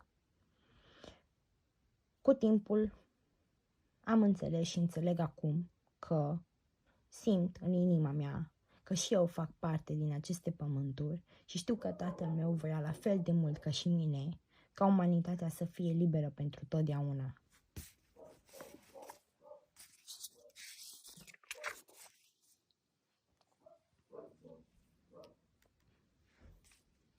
Această tehnologie pe care custodienii le-au oferit unor lideri ai noii umanități a adus cu sine și multiple inconveniențe în interiorul pământurilor cunoscute între țări care au folosit o parte din această tehnologie să amenințe și chiar să se atace între ei și chiar să o folosească să facă nave, avioane sau tot felul de mijloace de transport să dispară, oameni dispărând și descompunându-se cu ele.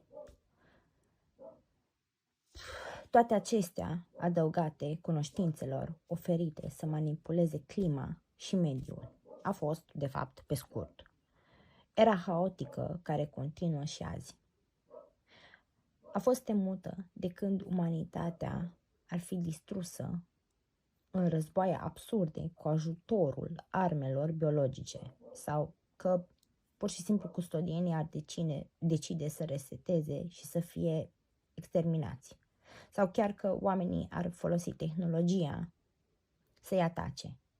Evident, a treia opțiune a fost cea mai departe de a se întâmpla.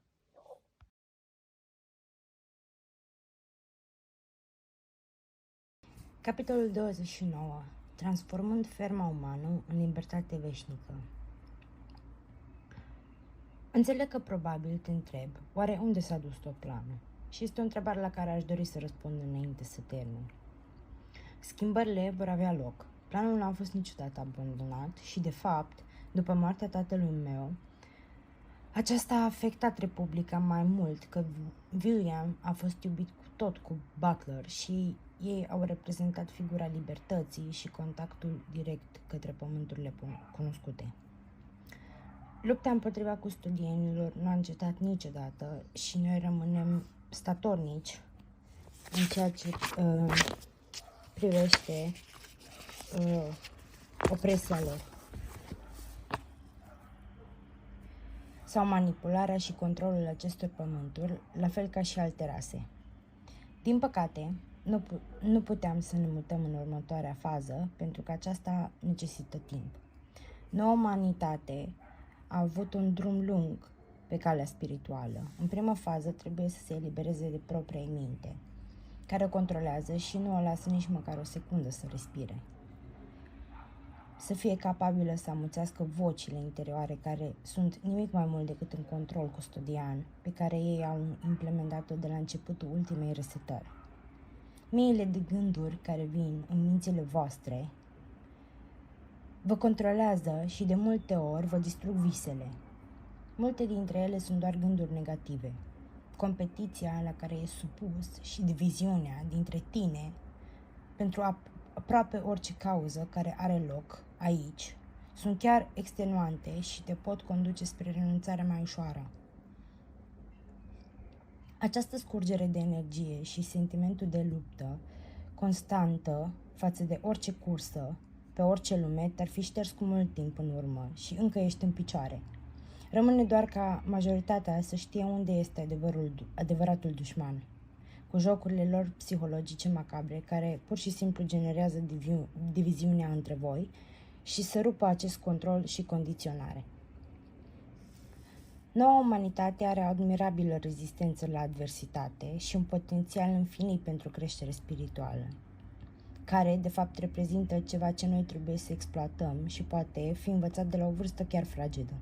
Ei, în schimb, vor încerca să manipuleze copiii cu arme și distrageri, bombardându-le mințile și încercând să creeze roboți care pur și simplu le urmăresc dogmele și modelele fără ezitare. Ei vor folosi obișnuitul mass media, iar bărbații și femeile care sunt recunoscuți în studii, care sunt oferite doar în universitățile pe care ei le numesc distinse sau ieșite din comun și la care puțini au acces, de asemenea vor folosi părțile științei și oricine care stă în calea lor va fi ridiculizat sau atacat în orice mod posibil. Nu mă refer să abandonați studiile sau universitățile, dar în partea opusă, una dintre opțiuni ar fi intrarea în excelarea în fiecare domeniu, ca să fie posibilă modificarea din interior a tot ceea ce este corupt sau manipulat de către ei. Oricum, noi avem un sistem total diferit decât cel actual pe aceste pământuri. Printre planurile noastre se numeră și aceasta, să existe posibilitatea de a spori adevărata avansare științifică. Din păcate, avansul strămoșilor și oamenilor giganți a fost distrus sau pur și simplu ascuns de umanitate. Vom continua cu dificultăți să facem această umanitate să înțeleagă că dacă ei se unesc în iubirea adevărată, nimic nu o să-i oprească, că fraților sunt acolo și de asemenea și aici așteptând momentul potrivit, că nu i-am uitat niciodată. Mulți și-au pierdut viața încercând să-i salveze și va continua să rămână așa. Tehnologia strămoșilor va continua să caute calea sfârșirii acestui control. Există multe alte rase care au depășit custodienii și au fost capabili să se elibereze. Aceasta este posibil, însă rasa umană nu va fi lăsată cu ușurință, deoarece are în interior altă rasă. Noi suntem sursa vieții, posibilul motiv pentru care acest mare domn și cu siguranță directa conexiune cu alte lumi de dincolo ne face diferiți și avem un potențial pe care puțini și-l pot închipui în ciuda condiționării primite în viață pe aceste pământuri. Noi suntem tot pe aceste pământuri și vom continua să rămânem împreună, luptând cu tine, cei care s-au trezit din acest vis urât numit ferma umană și doresc să o schimbe în libertate veșnică.